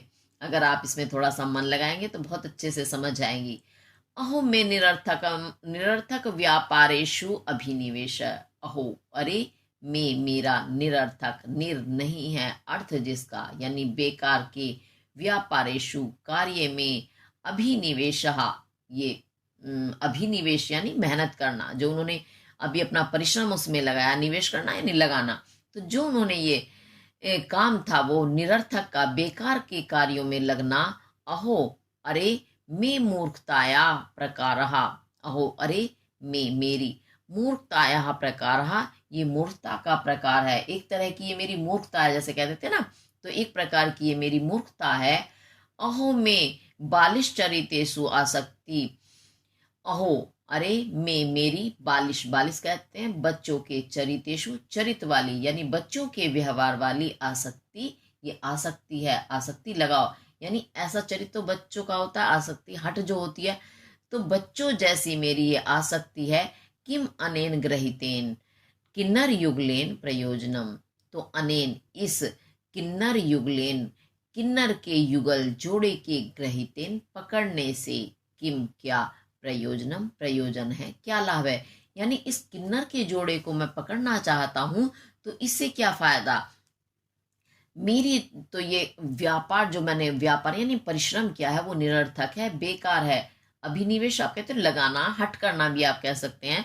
तो मेरी जो ये बेकार के कार्य में मेरी ये हट थी, ये एक प्रकार की मेरी मूर्खता थी। ये बच्चों जैसी एक तरह की मेरी आसक्ति थी। जैसे बच्चे किसी चीज में आकृष्ट हो जाते हैं ना, कि नहीं यही चीज चाहिए, यही चीज चाहिए, वही मेरी ये बच्चों वाली कार्य था। तो इस किन्नर युगल को पकड़ने से क्या प्रयोजन था, यानी क्या फायदा था। बेवजह ही तो मैं इसके पीछे दौड़ रहा था। वो सारी बातें ऐसे विचार करने लगते हैं।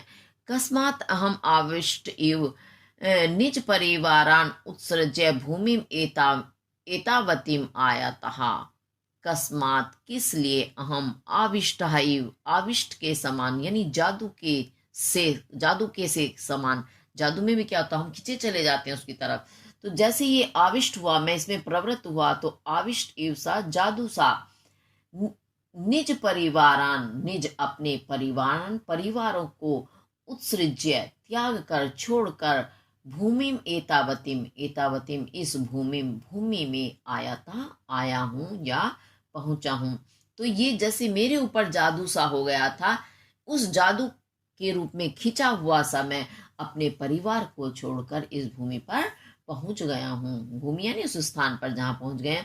न जाने कियताध्वना विच्छिन्नम इतः बलम अनुयायी में। अब वो विचार करते हैं, न जाने कि नहीं पता, कियत, कितना, अध्वना, रास्ता, विच्छिन्नम, पार करके, इतः, यहाँ से, बलम, बल यानी सेना, में, अनुयायी, अनुयायी यानी अनुसरण करने वाली। तो मेरी अनुसरण करने वाली जो सेना है, न जाने कितने रास्ते पार करके पीछे छूट गई है, यहां से कितनी दूर है मुझे पता नहीं चल रहा है। न चा आगच्छता मया किन्नर मिथुने बद्ध दृष्टिना महावने अस्मिन् पंथः निरूपितः येन प्रतिनिवृत्य यास्यामि। ना, च, और ना, नहीं, आगच्छता, आते हुए, मया, मेरे द्वारा, किन्नर मिथुने, किन्नर के जोड़े में, बद्ध दृष्टिना, बंधी हुई दृष्टि के कारण, महावने अस्मिन, इस महावने, विशाल वन में, पंथः मार्ग निरूपितः देखा गया। यानी जब मैं आ रहा था तो आते हुए मेरी दृष्टि कहाँ बंधी हुई थी? किन्नर युगल पर, यानी दृष्टि वहीं टिकी हुई थी, क्योंकि वो तो उन्हीं का ही अनुसरण कर रहे थे। तो जहां जहां वो जा रहे थे उनकी नजर उसी किन्नर युगल पर जो लगी हुई थी, टिकी हुई थी। तो इसी कारण इस विशाल वन के रास्ते को भी मैंने ना निरूपिता नहीं देखा। येन प्रतिनिवृत्य यास्यामि, येन जिससे प्रतिनिवृत्य लौट यास्यामी पाऊंगा, जिससे कि मैं वापस जा सकूं या लौट सकूं।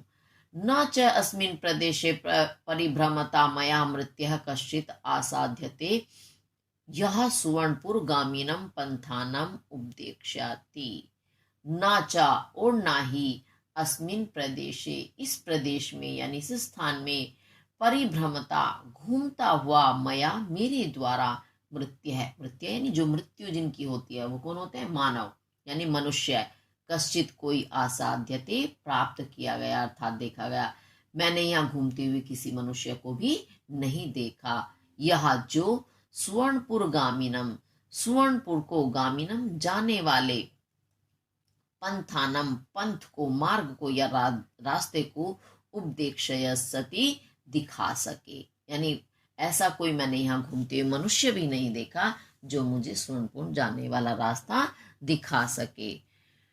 श्रुतम च मया बहुशा कथ्यमानम च और मया मेरे द्वारा बहुशः बहुत बार, श्रुतम सुना गया है, कथ्यमानम कहते हुए, और मेरे द्वारा बहुत बार यह कहते हुए सुना गया है क्या? कि उत्तरेण स्वर्णपूर्णम निर्मानुषणम अरण्यम तच्चातिक्रम्य कैलास गिरि इति अयम च कैलास। तो क्या सुना गया है बहुत बार मेरे द्वारा? कि उत्तरेण स्वर्णपुरम, स्वर्णपुर के उत्तरेण उत्तर में, उत्तर दिशा में, निर्मानुषम निर नहीं है, मानुषम मनुष्य जहां, यानी मनुष्यों से रहित अरण्य वन है। तच्चातिक्रम्य, तत् चय से विच्छेद करेंगे हो जाएगा तत् चय अतिक्रम्य। तो तत् चय और तत् उसे अतिक्रम्य पार करके, कैलास गिरिही कैलास पर्वत है, इति ऐसा ऐसा मैंने बहुत बार सुना है। अयम च और यह कैलास कैलास है। तो क्या ये कैलास है? क्योंकि सारा वन वो पार कर आए हैं, वहां उन्हें कोई भी मनुष्य दिखाई भी नहीं दे रहा है, तो इस कारण वो अनुमान लगाते हैं कि क्या यह कैलाश है? कैलाश पर्वत, पर्वत का नाम आपने सुना होगा, भगवान शिव का स्थान है वह। अब आगे और क्या होता है? तद इदानीं प्रतिनिवृत्य एकाकिना स्वयं उत्पेक्ष्य दक्षिणाम आशाम केवलम अंगीकृत्य गंतव्यम। तद तो इदानीम इस समय, प्रतिनिवृत्य लौटने के लिए, एकाकिना अकेले, स्वयं अपने आप, उत्प्रेक्ष्य देखते हुए, अनुमान लगाते हुए, दक्षिणाम आशाम, दक्षिण आशा कहते हैं दिशा को, दक्षिण दिशा को केवलम केवल अंगीकृत्य स्वीकार करके गंतव्यम चलना चाहिए। तो क्या कहते हैं, वो क्या सोचते हैं अपने मन में कि अब इस समय वापस जाने के लिए क्या करना है?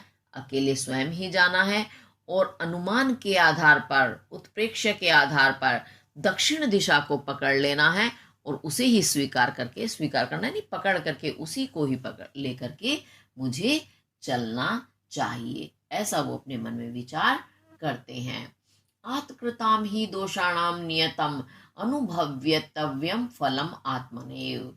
अब क्या सोचते हैं? आत्मकृतानाम, आत्म अपने, कृतानाम किए हुए, दोषाणाम दोषों का ही, निश्चित रूप से, नियतम निश्चित रूप से, अनुभव्यतव्यम अनुभवित किया जाना चाहिए, फलम फल, आत्मनेव अपने आप ही। यानी आत्मकृतानाम दोषाणाम अपने किए हुए दोषों का, नियतम निश्चित रूप से, आत्मनेव एव अपने आप ही, फलम फल का, अनुभवितम अनुभव किया जाना चाहिए। यानी अनुभव होता है, अपने किए हुए दोषों का फल हमें स्वयं ही भुगतना होता है, जैसे कह देते हैं, तो हमें स्वयं ही उसे अनुभव करना होता है। अयम अधुना भगवान भानु नभो मध्यम अलंकरोति। अधुना अब, इस समय, अयम यह, भगवान भानु सूर्य, नभो मध्यम, नभ आकाश के, मध्यम बीच को, यानी मध्य आकाश में, आकाश के बीच को, अलंकरोति अलंकृत कर रहे हैं, सुशोभित कर रहे हैं। यानी सूर्य देव जो है बिल्कुल आकाश के बीच में दिखाई दे रहे हैं, प्रकट हो रहे हैं। परिश्रांताश्च अयम इंद्रायुधः। श्रांत थकना, परिश्रांत विशेष रूप से थकना, अति थकना। तो चा और अयम यह, और यह इंद्रायुधः, इंद्रायुध, परिश्रांतः बहुत अधिक थक गया है, श्रांत होना, थकना।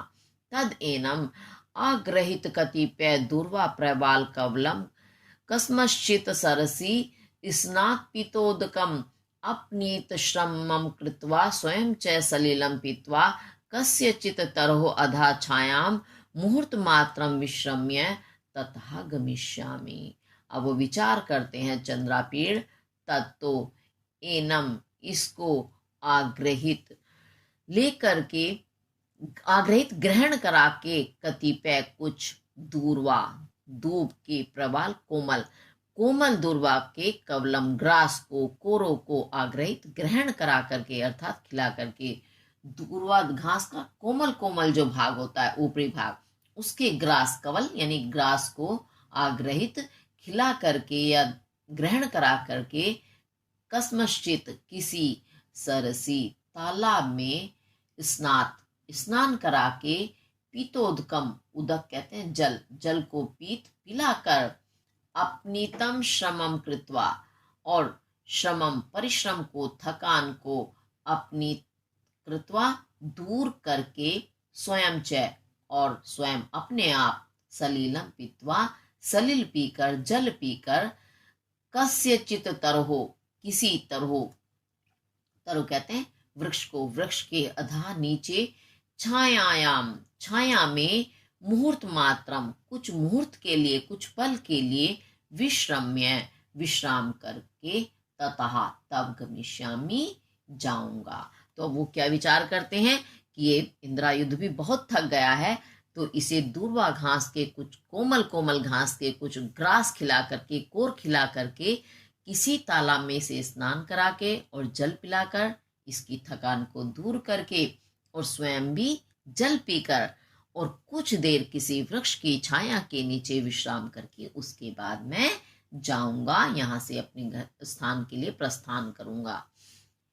इति चिंतित्वा सलिलम अन्वेषमाणः मुहुर्मुहुः इतस्ततः दृष्टि पर्यटन जला अवगाहितो उत्थितस्य आचिरात् अपक्रमान्तस्य महत् गिरिवरस्य वनगजयूथस्य चरणोत्थापितः पंकपटलहि आर्दीकृतम मार्गम अद्राक्षित। तो इति, इस प्रकार, चिंत्यत्वा चिंतन करते हुए, विचार करते हुए, सलीलम जल की, अन्वेषमाणः खोज करते हुए, जल को ढूंढते हुए, मुहु मुहु बार बार, इतस्ततः इधर उधर, दत्त दृष्टि दत्त देते हुए, दृष्टि नजर, नजर डालते हुए, दृष्टि लगाते हुए, पर्यटन घूमते हुए, जल में, अवगाह, अवगाह कहते हैं स्नान, नहाते हुए, नहाने से, उत्थितस्य निकले हुए, यानी जल में स्नान करके निकले हुए, आचिरात, चिर कहते हैं देर तक, आचिरात शीघ्र ही, यानी जो भी शीघ्र ही, जल्दी ही जल में स्नान करके निकले हैं, अपक्रांतस्य निकले हुए, महतः महान, विशाल, गिरिवरस्य गिरि पर्वत वर, श्रेष्ठ, श्रेष्ठ बड़े विशाल पर्वत के समान, वन गज यूथस्य वन के, गज हाथी यानी जंगली हाथी के, यूथस्य यूथ को, झुंड को, झुंड को, चरणोत्थित, झुंड के चरणोत्थिता, चरणों से, उत्थापिता उठे हुए, पंक पटलही, पंख कहते हैं कीचड़, पटलही समूह से, आद्रीकृतम आद्री गीला, कृतम किए हुए, मार्गम मार्गो, अद्राक्षित देखा। फिर क्या हुआ, उन्होंने जो विचार किया उस विचार को करते हुए वो जल ढूंढने के लिए निकल गए और जल ढूंढते हुए बार बार इधर उधर दृष्टि डालते हुए घूमते हुए और घूमते हुए उन्होंने क्या देखा कि जल में स्नान करके बाहर निकले हैं शीघ्र ही, अभी ऐसे मार्ग से निकले हुए अपरामांतर मार्ग को जो पार कर गए हैं, ऐसे विशाल पर्वत जैसे विशाल जंगली हाथियों के समूह के चरणों से उठे हुए या सने हुए कीचड़ के समूह से गीले हुए मार्ग को देखा। यानी मार्ग में जब हाथियों का झुंड निकला, झुंड भी कैसा था, विशाल था, पर्वत की भांति बहुत बड़ा था, उस झुंड के पैरों से क्या हुआ था, तो कीचड़ चिपक के आ गया ना, क्योंकि वो भी जल में स्नान किया उन्होंने, तो किसी तालाब या नदी होगी आसपास जिसमें से वो निकले हैं, तो कीचड़ का बहुत सारा समूह उन्होंने देखा कि उस कीचड़ से वह मार्ग उन्हें गीला दिखाई दिया। तो वो समझ गए क्या कि इसका मतलब यहाँ आसपास में कुछ जरूर जल का स्थान है। तो उपजात जलाशय शंकाश्च तम प्रतीपम अनुसरण कैलाश तलेन कंचित अध्वानम गत्वा तस्यैव कैलाश शिखरिणः पूर्वोत्तरे दिग्भागे तरुषणमेकम् अत्यायतम प्रविश्य तस्य मध्य भागे स्वच्छ सलिलतया आपूर्ण पर्यन्तमपि रिक्तम इव उपलक्ष्यमाणम अति मनोहरम अखिलेन्द्रिय आह्लाद समर्थम अच्छोदम नाम सरो दृष्टवान। अब उसके बाद क्या हुआ, उपजात उत्पन्न हुए जलाशय, जलाशय कहते हैं तालाब को, उत्पन्न हुए तालाब की शंकश्च शंका से चा और तालाब की शंका उत्पन्न होने पर तम उसके प्रतिपम उल्टा, यानी जहां उन्हें पैरों के चिन्ह दिखाई दिए थे उससे प्रतिपम उल्टा विपरीत अनुसरण करके, यानी उन्हीं पद चिन्हों के विपरीत चलते हुए कैलाश तल से किंचित कुछ अध्वानम रास्ते में गत्वा जाकर तस्यैव उस ही कैलाश शिखरिणः कैलाश की चोटी के पूर्वोत्तरे दिग्भागे पूर्वोत्तर दिशा के भाग में तरुषण एकम, तरु वृक्षों का, क्षण कहते हैं समूह, एकम एक वृक्षों का समूह जो कैसा है, अति आयतम, अति बहुत ज्यादा, आयतम आयत वाला यानी विशाल, बहुत विशाल एक वृक्षों के समूह में प्रवेश करके तस्य उसके, यानी उस वृक्षों के जो समूह था विशाल, उसके मध्य भागे बीच के भाग में, बीच के हिस्से में स्वच्छ सलिलतया, स्वच्छ साफ सलिलतया जल के कारण आपूर्ण पूरा भरा होने पर, पर्यंतमपि होने पर भी, पूर्ण भरा होने पर भी, यानी पूरी तरह से जल से भरा हुआ था, रिक्तम इव परंतु वह रिक्त खाली सा लग रहा था। जब स्वच्छ पानी हो, साफ पानी हो, वह ऊपर तक आ जाता ना, तो ऐसा लगता वहां पानी ना हो करके खाली स्थान है, तो खाली सा प्रतीत होता, उपलक्ष्यमाणम दिखाई देता हुआ, अति मनोहरम बहुत ही मन को हरने वाला, यानी बहुत ही सुंदर, अखिल इंद्रिय आह्लादन समर्थम, अखिल संपूर्ण इंद्रियों के आह्लाद करने में, आनंद देने में जो समर्थ था, यानी संपूर्ण इंद्रियों को आनंदित करने वाला, अच्छोद नाम का सर तालाब दृष्टवान देखा। किसने देखा? चंद्रापीड़ ने। अब इस पंक्ति को एक बार फिर से मैं अपने शब्दों में बता देती हूँ। तो जब उन्होंने देखा कि हाथियों का झुंड यहाँ से गया है, रास्ते में कीचड़ है, कीचड़ के कारण सारा रास्ता गीला हो रहा है, तो चंद्रापीड़ ने अनुमान लगा लिया कि निश्चित रूप से यहाँ आसपास में कोई तालाब है। इस शंका से जिधर को हाथियों के पैरों के चिन्ह जा रहे थे उससे वो उल्टा चले। क्यों? हाथी तो उस जगह को छोड़कर आगे बढ़ रहे थे, तो इसका मतलब जिस जगह को वो छोड़कर आए हैं निश्चित रूप से वहां जल है, ये सोचकर वो उल्टी दिशा में चल दिए। और उस उल्टे चलते हुए कैलाश पर्वत से वे कुछ रास्ते ही चले थे कि वहीं कैलाश पर्वत की चोटी के जो उत्तर और पूर्व और उत्तर का जो भाग है, यानी बीच का भाग दोनों दिशाओं का, वहां पर उन्होंने वृक्षों का एक विशाल समूह देखा। वो उस विशाल समूह में घुस गए, यानी वो स्थान था, चारों तरफ वृक्ष थे और बीच में खाली स्थान था। वो स्थान भी विशाल यानी बड़ा था।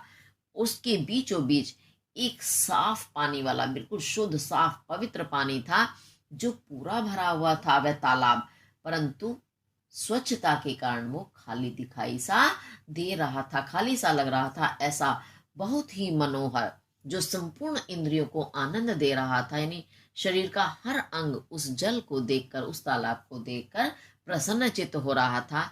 ऐसा उन्होंने अच्छोद नाम का वह तालाब देखा। आज आपने बहुत सारा पढ़ा है, क्योंकि हमने 8 गद्यांश एक साथ पढ़े हैं। कोर्स पूरा करना है, इसीलिए आज कुछ ज़्यादा ही परिश्रम हो गया है। तो इसे थोड़ा सा आप आराम से करें, क्योंकि तीव्रता से ज़्यादा देखोगे तो समझ नहीं आएगा। तो कुछ कुछ करके देख लीजिएगा, जैसे भी आपको सही लगे, लेकिन ध्यान से पढ़ेंगे और करेंगे और आनंद के साथ पढ़ें, तभी ये आपको भाएगा भी। क्योंकि इसमें होता क्या है, सेंटेंस बहुत लंबे हैं, तो सेंटेंस यानी वाक्य लंबे होने के कारण आपको थोड़ा सा व्यवधान सा लगता है। वाक्य कहाँ से शुरू हुआ, कहाँ पहुंच जाते हैं, तो थोड़ा ध्यान भटक जाता है।